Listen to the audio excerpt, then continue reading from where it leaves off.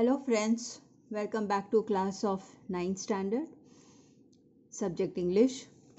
Today we are going to learn something different which we have not done until now. We are going to learn about figures of speech. Remember when we had done two poems earlier and you came across figures of speech in the videos. So what are these figures of speech? If I give you an example and I ask you to make a drawing of a house, so how would you do the drawing?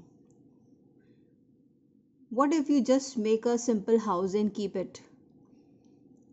And what if you want to add more pictures nearby your house, and you want to make your house more interesting, more pleasing, more colorful? So you may want to add more colors, you may add some patterns on the walls, you may put up some hangings on the walls. Suppose the light effects you have to give in your house, would it be just a simple lamp, or you would add a number of lights and various things that should help you to make your house look very wonderful?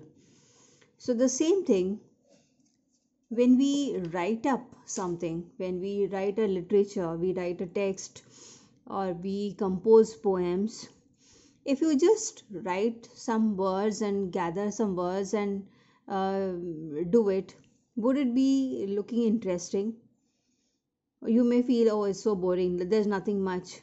So how to make some literature very interesting? So when you use such uh, you know there are some suppose I say, come on, let's tear a page. Okay, so you take a page from your book, so you may just tear it off. Or a person may actually think that why not use a pair of scissors to cut it properly and keep the page with me. So which page looks good? One which is just torn off, or one which is cut neatly with scissors, keeping a scale and everything. So the same way, when you want to add some sophistication to your work so that your work looks very interesting, the same way, when you're writing literature, you're making a poem, you're composing a poem, we need to add such effects. So when we add the effects, we use some tools, like use scissors, pair of scissors as a tool to cut your paper in a nice way. The same way, we have some tools while writing, when speaking. So these tools, or they may be called devices, so such tools or devices are called as figures of speech. Figures of speech means while also speaking, you may use some tools, you may use some effects to have a better impact on your speech. So whether you are speaking or whether you are writing, you need to make use of some tools, some devices. So these tools or devices are called as figures of speech, or they're also called as literary devices because they're used in literature, or they're called as poetic devices because they are used in composing poems, or they're called as figurative language. Many times we use such words and expressions which in which we may not have to take the literal meaning, but we have to understand it in some other way, like idioms, or like in Hindi you call muhavre. So there are many ways to express yourself, there are many ways to add touch to to make your write up look more fabricated and more interesting. Okay, so there are number of such tools, number of such devices, number of such figures of speech, but today we are going to do some of them which we will come across in the two poems that we have already studied. Okay, so today we are going to study some figures of speech called rhyme, repetition, alliteration, metaphor, simile, imagery, personification, enjambment, and symbolism. We're going to study these figures of speech, and many of them will be found in the last two poems that you studied, The Road Not Taken and Wind. First, let us understand what these figures of speech are. Like any poem, when you read, how does it look? How does it sound interesting? Obviously, when it has some nice rhythm, when it has nice rhyming words. So, rhyming words means the words which end with the same sound, like pain and gain, ring and bring, sun and fun. So, there are a number of words. When you read a poem, they end the last word at the end of each line, they have a same sound. So, when you read, it's a fun. You enjoy reciting such poems. So this is called rhyming. This is called rhyming as a rhyme as a figure of speech. And whenever you write a poem, you can write a poem in some stanzas. Okay, like we say paragraph in literature, in poem we call stanzas or verses. So each stanza could be comprising of some definite number of lines, like 2 lines in each stanza, or 3 lines, or 4 lines, or 8 lines, whatever. So at the end of every line there could be some words which may bear a similar sound, and when you read, it's fun. Okay, so that is called, and when you have a standard pattern in every stanza, so it is called as a rhyming pattern. Okay, so you can see the skill of writing a poem. You are not only conveying a message or conveying some concept, but the poet is also trying to use the words in such a way that they should that they should sound well when you recite. Now, one another commonly found is repetition. It is very simple to ascertain repetition. So, whenever any word is repeated in any of the line in the poem, then we call it repetition. It could be a word, it could be a group of words, which is called a phrase. And the words which are repeated could be in various ways. So there are three different figures of speech which come under this group of repetition. One is anaphora, one is epiphora, and one is refrain. So repetition means when generally you find the words repeated within the line. If the word or the phrase is repeated at the beginning of the line or at the beginning of stanza or the paragraph, then it is called anaphora. Like here the example, every cubic inch of space is miracle, every square yard of surface is spread. So you can see the first word is repeated. Now why repeated? Because sometimes you want to lay an emphasis that every, when you want to make an emphasis on the word to have more impact, to have an intense impact, then you use the word repeatedly. Next is epiphora, when the word is repeated at the end of the line. Like, if you know for whom I gave the ring and would conceive for what I gave the ring. So there's no need to repeat, but you repeat because you want to create an impact on what you want to say. And then there is refrain. Refrain means when a word or a phrase is repeated at the end of the stanza, or it appears some repeatedly in the middle of the poems.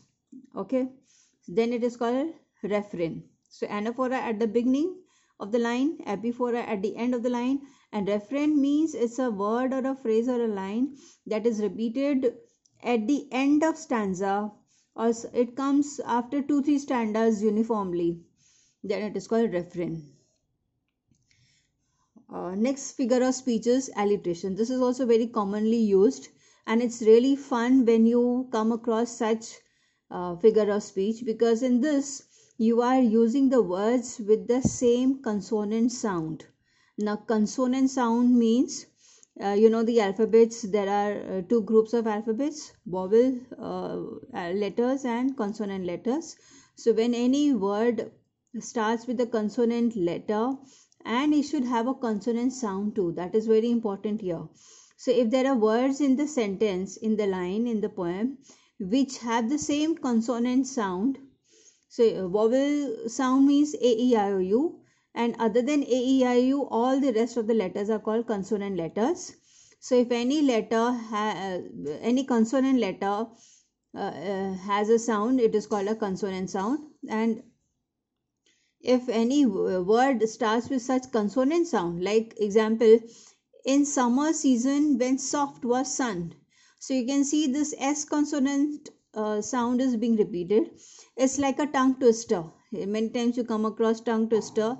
So what are they are alliteration, because the consonant sound is being repeated, and it's fun when you read such lines with repeated consonant sounds. But you have to take care, it is a consonant sound, not consonant letter. For example, the car seized. Now you may say that okay, there is C repeatedly used in the words, so it is alliteration. No, but you have to go with the consonant sound. Here it is car, here it is seized. It is K and S sound. So this is not alliteration. And another example, the nectar of knowledge. Now you, if you go with the consonant letter, then you may feel, oh, it's not an alliteration because it is N and K in the words. But if you go with the consonant sound, so it is K is silent, so both of them have the N consonant sound, so it is an example of alliteration. So for alliteration, you have to follow the initial consonant sound. Okay, then we come across simile. I'll come to simile first, because simile is generally making a comparison. Whenever in a poem you are referring to any concept, you are dealing with any concept, and you want to make a comparison.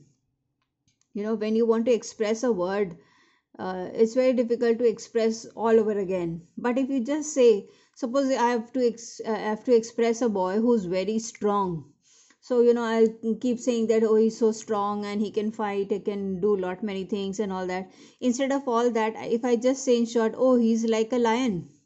So you know, a lion means he's very strong, and nobody is as strong as lion. So everything is said and done when you just compare it.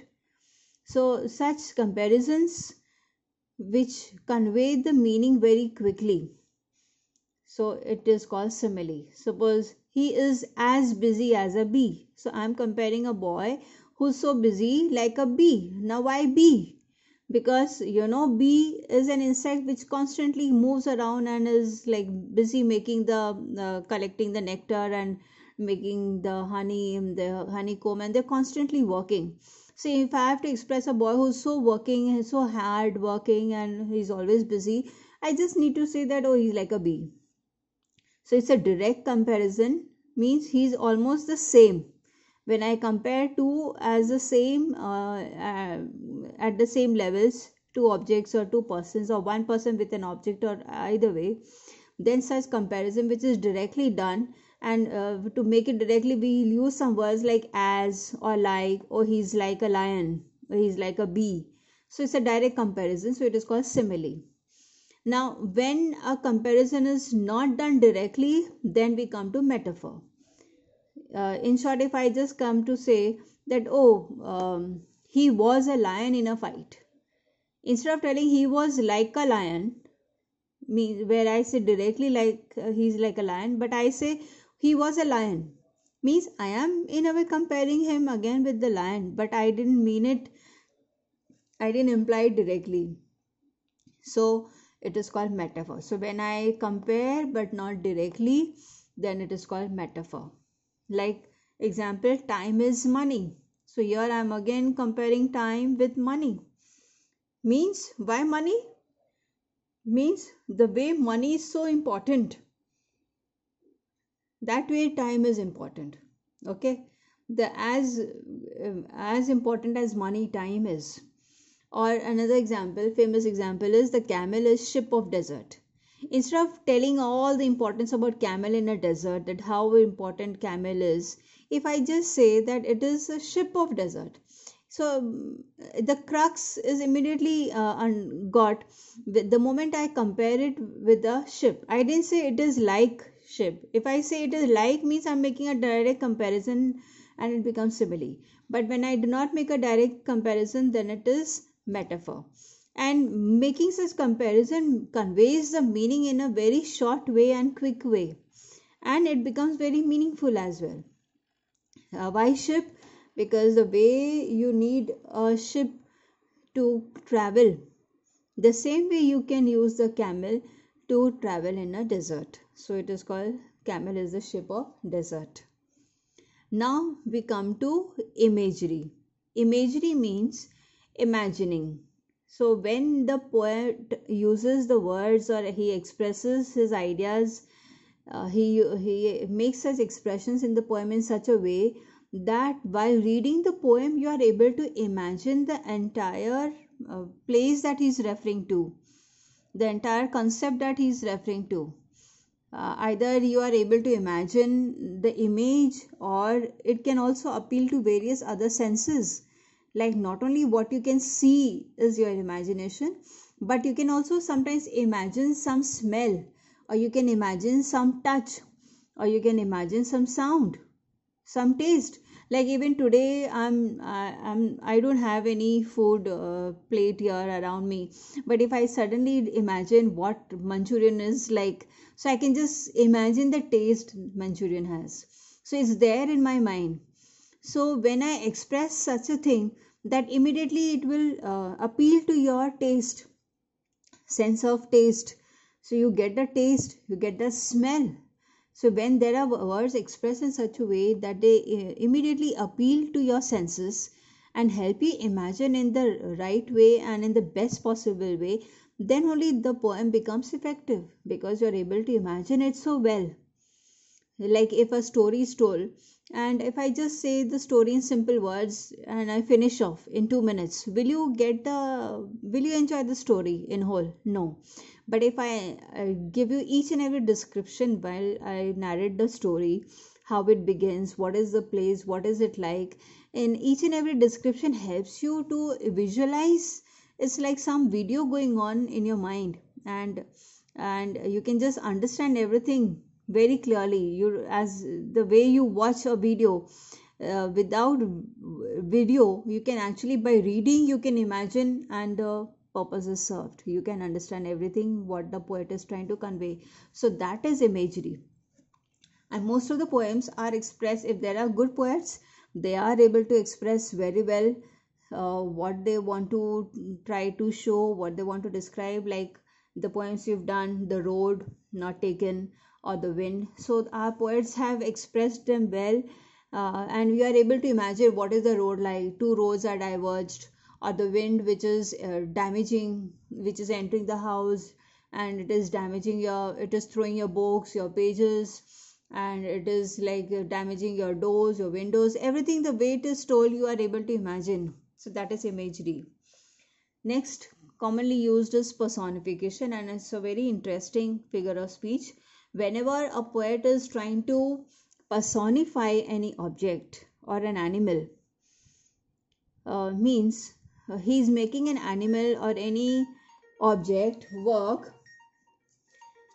He is able to make any object or animal work in such a way as a human does. Okay, so then it is said to be personification. Like example is, the sun is behaving like, if I say the sun smiled at me, how would a sun smile? Do you see a sun smiling? But if the poet has written the sun smiled at me, means he's trying to show that the sun is behaving like a man, like a human being. So there are such expressions made in the poem where the objects are behaving like persons, and then we say that it is personification. So we can say the sun is said to be personified. Okay. Or there's an example of an animal, that Mr. and Mrs. Crocodile. So how can a crocodile be called as Mr. and Mrs.? So this is also personification of the crocodile. Okay. Then we come to enjambment. Enjambment means when at the end of the lines in the poems, generally you find them being continued by making use of some punctuation marks, like you have full stop at the end of the verse, at the end of the stanza, or in the middle of the stanza they may be continuing with the comma, with exclamation mark. But sometimes there are no such punctuation, means you don't have to pause, but you have to read it continually. So that is to show the effect of reading. When you read according to the punctuation. Suppose you see a comma, so you will pause. But if there's no comma, no punctuation, means you have to read it in a continual base. Okay, so that is enjambment, when the lines are without punctuations. So we will come across in the poem, I'll explain you again. And symbolism. Last but not the least, symbolism means when a word is used in a poem which refers to some concept. Like in our poems, the road. The road is also referred to the choices that we make in our life, or the wind. Wind is also referring to the challenges that we have to face. So when such concepts are used, when such objects are used to refer to some concepts, then we call symbolism. Means the road symbolizes choices we make, the wind symbolizes the challenges that we have to face. So that is symbolism. So I end this video here, and in the next video we'll understand the figures of speech used in the poems. Thank you.